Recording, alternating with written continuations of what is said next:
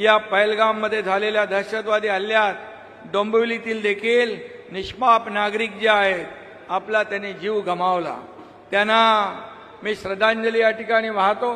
त्यांच्या कुटुंबियांच्या सोबत आपण आहोत, त्यांच्या कुटुंबियांच्या पाठीशी आपण आहोत, शासन त्यांच्या पाठीशी आहे। आणि म्हणून त्यांना जे पहलगाम या ठिकाणी जो दहशतवादी हल्ला झाला त्याचा बदला घेतला पाहिजे। खून का बदला खून से, ईंट का जवाब पत्थर से दिला पाहिजे, ही प्रत्येक देशवासियाची भावना होती। एक चीड आणि संताप होता, एक पाकिस्तानच्या विरोधात बदल्याची भावना होती। आणि म्हणून पूर्वीचा भारत आता नाही, नवा भारत आहे, घुस के मारने वाला भारत आहे। आणि म्हणून ऑपरेशन सिंदूरच्या माध्यमातून आपल्या लष्कराने अगदी पाकिस्तानच्या आरपार घुसून आपल्या कर्तृत्वाची करामत दाखवली, आपल्या ब्रह्मोस काय याची ताकद दाखवली, पूर्ण जगाला ब्रह्मोसची ताकद दिसली। आणि म्हणून ऑपरेशन सिंदूर यासाठी यशस्वी झालं। आणि म्हणून देशाचे प्रधानमंत्री नरेंद्र मोदीजी यांचं मी मनापासून अभिनंदन करतो। त्यांनी आपल्या पहलगाममध्ये झालेल्या बेकसूर निरपराध आपल्या बहिणींच्या कपाळाचं सिंदूर कुंकू ज्यांनी पुसलं त्यांना धडा शिकवला। आणि म्हणून आता आपल्याला पाकिस्तानला देखील कळलं की भारत काय आणि बाप बाप होता आहे, हे देखील पाकिस्तानला दाखवून देण्याचं काम या ठिकाणी झालेलं आहे।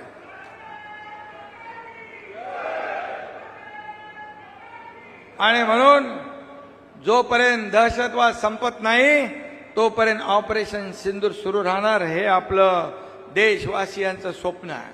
आणि म्हणूनच मला आनंद आहे, मला समाधान आहे की या ऑपरेशन सिंदूरचा संदेश जगभरात पोहोचवण्यासाठी जे शिष्टमंडळ तयार झाले, 6 शिष्टमंडळ, केंद्र सरकारने आदरणीय मोदीजींनी जो निर्णय घेतला त्यात भारताची बाजू मांडण्यासाठी या ठिकाणी एका शिष्टमंडळाचं नेतृत्व तुमचा तरुण खासदार श्रीकांत शिंदे करतोय, हे देखील आपल्या सगळ्यांसाठी अभिमानाची बाब आहे। आणि म्हणून त्यासाठी देखील प्रधानमंत्री नरेंद्र मोदीजींचं मी मनापासून अभिनंदन करतो, त्यांना धन्यवाद देतो की देशभक्ती काय, राष्ट्रभक्ती काय आणि पाकिस्तानला मुंहतोड जवाब देण्याची ताकद काय हे त्यांनी जगाला दाखवलं। आणि म्हणूनच या ठिकाणी आपल्या भारताची बाजू मांडण्यासाठी या ठिकाणी किंबहुना भारत कसा वागतो आणि पाकिस्तान त्याविरुद्ध दहशतवादाला कसा पोसतो, दहशतवादाला खतपाणी देण्याचं काम आतापर्यंत पाकिस्तानने केलं, पण आपल्या देशाने कुठल्याही सिव्हिलियन नागरिकाला काही त्रास दिला नाही, फक्त आतंकवादी अड्डे उद्ध्वस्त करण्याचं काम केलं। एक प्रिसिजन स्ट्राईक त्यांनी केला, एअर स्ट्राईक त्यांनी केला आणि आतंकवाद्यांना टार्गेट करण्याचं काम केलं। आणि म्हणून आपली भूमिका आणि पाकिस्तानची भूमिका, पाकिस्तानने आतापर्यंत दहशतवादाला कसं पुढे आणलं, त्याला कसा पनाह दिला, हे सांगण्यासाठी या ठिकाणी ऑपरेशन सिंदूरचा बाजू मांडण्यासाठी या ठिकाणी ही टीम तयार केली आहे।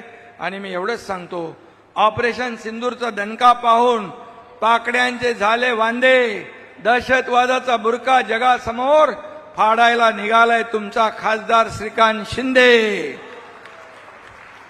आणि म्हणून आपल्या सगळ्यांना धन्यवाद, तुम्ही एक चांगला खासदार निवडून दिला।